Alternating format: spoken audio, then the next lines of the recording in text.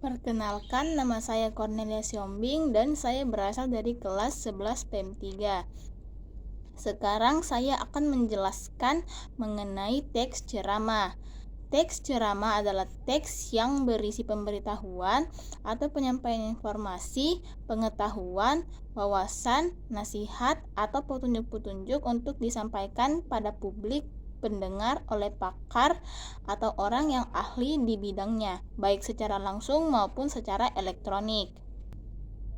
Yang kedua yaitu struktur teks ceramah. Yang pertama pendahuluan. Pendahuluan terdiri atas dua. Yang pertama yaitu pembuka. Bagian ini berisi salam pembuka, ucapan penghormatan, dan ucapan syukur. Yang kedua pengantar. Bagian ini adalah paragraf pengantar yang mengarah pada topik. Biasanya pengantar berasal dari informasi atau berita yang faktual yang masih terkait dengan topik ceramah.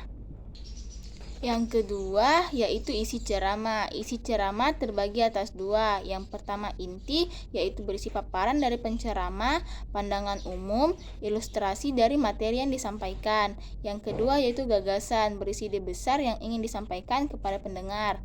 Dan yang terakhir yaitu penutup. Penutup terdiri atas simpulan, ucapan permintaan maaf, dan salam penutup.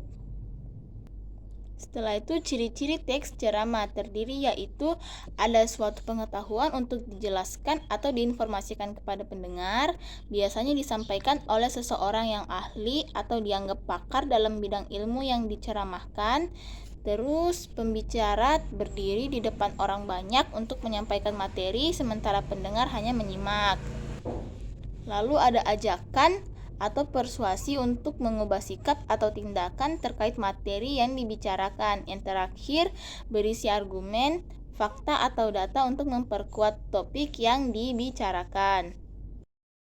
Teks ceramah pun memiliki kaidah kebahasaan. Yang pertama menggunakan kata sapaan seperti misalnya selamat pagi, siang, sore, dan sebagainya. Yang kedua, menggunakan kata yang menunjukkan sebab akibat atau argumentasi. Contohnya dengan demikian, akibatnya, oleh karena itu, maka, dan lain sebagainya. Yang ketiga, menggunakan kata kerja mental seperti memprihatinkan, memperkirakan, berpendapat, diharapkan, dan lain sebagainya. Yang keempat, memakai kata persuasif untuk mengajak seseorang seperti sebaiknya, hendaklah, dan seharusnya.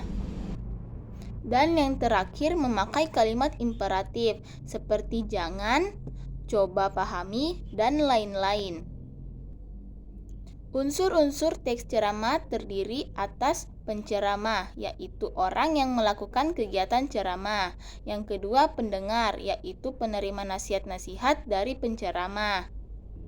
Yang ketiga, materi, yaitu pokok bahasan dan isi yang ingin disampaikan oleh penceramah kepada pendengar. Yang keempat yaitu metode ceramah, yaitu teknik atau cara yang digunakan oleh penceramah untuk menyampaikan ceramahnya kepada pendengar. Dan yang terakhir yaitu media ceramah, yaitu alat yang digunakan untuk menyampaikan materi ceramah kepada audiens. Itulah tadi penjelasan mengenai teks ceramah. Lebih dan kurangnya mohon dimaafkan. Sekian dari saya, terima kasih.